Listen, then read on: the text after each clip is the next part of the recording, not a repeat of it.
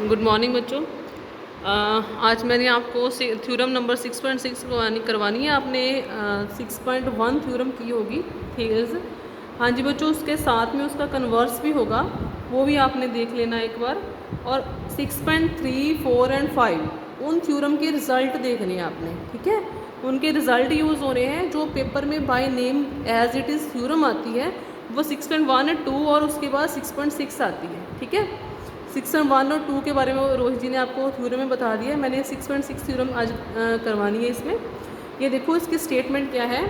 Statement है the ratio of the areas of similar triangles is equal to the square of the ratios of their corresponding side, ठीक है।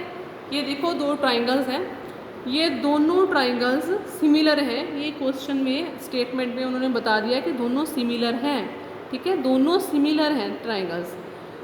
और हमने क्या prove करना है कि इन दोनों को अगर एरिया की रेशो लेंगे, इसका एरिया डिवाइडेड बाय इसका एरिया, तो वो क्या आएगा, इसकी एक साइड जैसे इसकी ए बी है अपॉन पी क्यू उसका स्क्वायर के इक्वल होगी, ठीक है। मैथमेटिकली देख लो, area of A B C upon area of P Q R is equal to A B upon P Q square, B C upon Q R square, या फिर C A upon R P. मतलब उनकी जो एक side है, एक triangle की एक साइड डिवाइड बाय दूसरी ट्राइंगल की एक साइड उनके स्क्वायर के इक्वल होगी।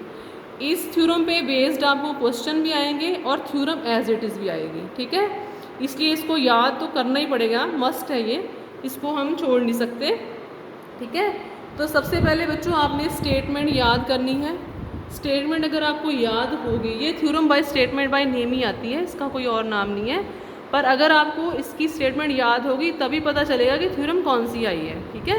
नहीं तो बच्चे कंफ्यूज हो जाते हैं कि पता नहीं क्या लिखा। कई बार क्वेश्चन आया हुआ होता है, उसकी जगह हम थ्योरम लिखाते हैं या फिर थ्योरम छोड़ आते हैं, पता नहीं चलता कि थ्योरम आई है। तो इसलिए इसकी स्टेटमेंट याद करना ज़रूरी होता है, ठीक है।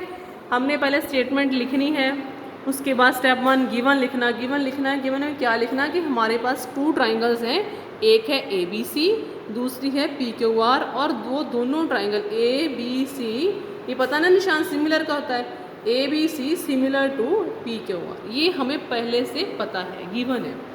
प्रूव क्या करना है कि area of A B C upon area of P Q R इन सब की स्क्वायर के रेशो के इस साइड के रेशो और स्क्वायर के बराबर है, ठीक है।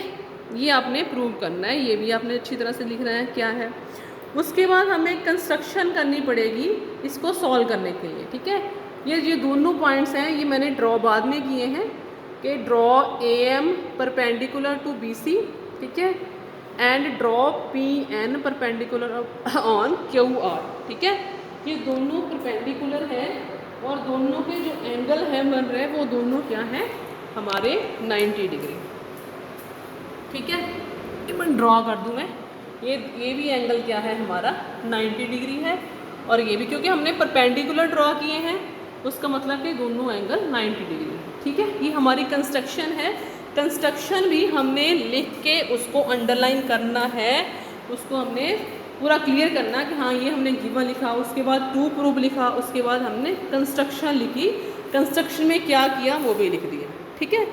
अब हमने इसका जो सल्यूशन है या प्रूफ है वो स्टार्ट करना है। सल्यूशन लिख सकते हो या प्रूफ भी लिख सकते हो, ठीक है। तो सबसे पहले हमने लेना है ट्रायंगल। पहले हम देखते हैं, पता है आपको ट्रायंगल का एरिया क्या होता है, ये सबको पता है कि अगर हमने ए बी सी का एरिया लेना है तो A B C area of A B C क्या आएगा 1/2 बेस इंटू परपेंडिकुलर, है ना। एरिया इसका हमने ए बी सी का लेना है तो 1/2 बेस क्या है बी सी, परपेंडिकुलर क्या है ए एम, ठीक है। देखो area of triangle A B C 1/2 base into perpendicular, ये बी सी हमारा बेस है, ए एम है परपेंडिकुलर। ऐसे ही सिमिलरली हमने ट्राइंगल पी क्यू आर का लिख देना 1/2 बेस इंटू परपेंडिकुलर। अब इस ट्राइंगल का बेस क्या है क्यू आर और परपेंडिकुलर क्या है पी एन, ठीक है। तो मैंने लिख दिया, पहले ए बी सी का लिख दिया फिर पी क्यू आर का लिख दिया। अब हमें देखो प्रूफ में क्या करना है, दोनों को डिवाइड चाहिए ना, तो अब डिवाइड कर दो दोनों को। देखो मैंने कर दिया ए, पहले area upon A B C तो area upon P Q R दोनों को लिख दिया, ठीक है। 1/2 दोनों के कैंसिल हो गए, ठीक है। अब बचा क्या, B C into A M और Q R into P N, इसको हमने नंबर 1 देके एक साइड पे रख लेना, ठीक है। अब हमें चाहिए क्या कि ये दोनों चीज़ें ना B C A M upon जो पी एन है ना, इस बात को बच्चों पॉइंट ध्यान से देखना, बुक से आप जब करोगे ना तो यहाँ भी हमने ध्यान देना है। हमें चाहिए क्या, हमें एक और B C upon Q R चाहिए, ठीक है। और पर हमारे पास A M upon P N है, हमने इस वाले ए एम और डिवाइड बाय पी एन को बी सी और क्यू आर में कन्वर्ट करना है। ये देखना, ये हमने यहाँ पे सोचना है कि ए एम और पी एन को कैसे बी सी और क्यू आर में कन्वर्ट कर सकते हैं, ठीक है। फिर हमने यहाँ पे क्या करना है कि जो हमने परपेंडिकुलर ड्रॉ किए हैं, ठीक है, परपेंडिकुलर से हमने इन दो ट्राइंगल जो आपकी बन रही है परपेंडिकुलर ड्रॉ करके, ये एक छोटी ट्राइंगल ए बी एम और पी क्यू एन, इन दोनों को हमने सिमिलर करना है, ठीक है। ये देखो A B M and P Q N को हमने सिमिलर कर लिया, वो पता ही है angle B and Q equal है, क्योंकि हमें पहले से पता है कि ट्राइंगल सिमिलर है। एम और एन दोनों एंगल 90 डिग्री हैं, बस सिमिलर प्रूव करने के लिए हमें सिर्फ 2 रीज़न चाहिए होते हैं, इसलिए ये प्रूव हो गया कि ए बी एम जो है वो पी क्यू एन के सिमिलर है, ठीक है। यहाँ से एक प्रूफ हो गया। अगर ये दोनों सिमिलर हैं तो जो A M upon P N है ना, वो आपका A B upon P Q के बराबर आएगा, ठीक है। यहाँ तक समझ लगे, पहले देख लो, देयरफॉर ए बी सी और पी क्यू आर जो है वो सिमिलर आ गई, तो हमारे पास पहले से थी, ठीक है। अब ये हमारी गिवन थी, ये देखो, ये हमने प्रूव कर लिया कि जो दो छोटी ट्राइंगल्स थी वो हमारी सिमिलर हैं, तो A M upon P N और A B upon P Q equal आ गए। अब ए बी सी और पी क्यू आर सिमिलर है, ये हमें क्वेश्चन से ही पता है, ठीक है, पता है ना, क्वेश्चन में लिखा हुआ है कि सिमिलर है, तो फिर क्या हो गया, अगर दोनों सिमिलर हैं तो उनकी भी साइड इक्वल होगी, फिर A B upon P Q, B C upon Q, और ये हमारे गिवन में से ही आ रहा है, ये ठीक है, गिवन से ही आ रहा है। अब देखो यहाँ पे ए बी अपॉन जो पी क्यू आर है, so A B upon P Q है, वो B C upon Q R के इक्वल है ना, देखो ये दिख रहा है साफ साफ, है ना। ये देखो जो A B upon P Q है वो B C upon Q R के बराबर है, तो हम क्या यहाँ जो A M upon P N है उस ये लिख सकते हैं कि A B upon P Q R के, sorry, A B upon P Q की जगह पे हम B C upon Q R लिख सकते हैं, ठीक है। तो ये मैंने पहले स्टेटमेंट उठाई वहाँ से, जो भी हमारा फ्रॉम 1 था, ये लिखा हुआ था 1 पे।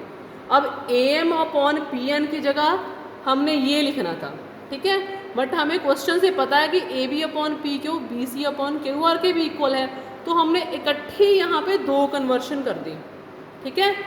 A B upon P Q को हमने, sorry, A M upon P Q को हमने बी सी अपॉन उसके क्यू आर के लिखा, जहाँ फिर ऐसा करो कि अगर हमने बी सी अपॉन ये A B upon P Q है ना, यहाँ पे आप वहाँ जहाँ लिखा था ना B C upon P Q R, वहीं पे लिख दो आप सीधा A B upon P Q, ठीक है।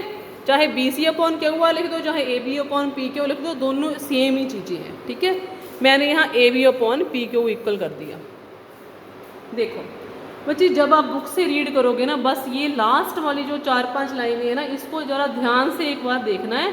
अगर फिर भी नहीं पता चला ना, तो क्लास आपकी कल लगेगी, उसमें से एक बार क्लियर कर लेना, तो फिर एंड में आपका ये रिजल्ट आ गया कि ए बी सी अपॉन जो है वो सारी स्क्वायर के बराबर है, ठीक है। ये वाली जो लास्ट वाली यहाँ मैंने एक लास्ट बनाया है ना कॉलम, यही ध्यान से करने वाला है, क्योंकि यहाँ पे 2 कन्वर्शन इकट्ठी हो रही है। स्टार्टिंग सेम सिंपल है, स्टेटमेंट लिखनी है, गिवन लिखना है, टू प्रूव लिखना है, कंस्ट्रक्शन लिखनी है, ठीक है। ये बच्चों आपने अपने जो भी पता ही होता है कि कैसे लिखनी है। उसके बाद प्रूफ में पहले ए बी सी और पी क्यू आर का एरिया निकालना है, उसके बाद जो छोटी ट्राइंगल्स हैं उनको सिमिलर प्रूव करना है, उसके बाद में फिर ये वाला लास्ट पॉइंट जो कन्वर्शन का है उसको एक बार ध्यान से पढ़ के फिर समझना और फिर करना है। ये एक मोस्ट इम्पॉर्टेंट थ्योरम है, इसको आपको याद करना ही पड़ेगा, ठीक है जी। ओके जी।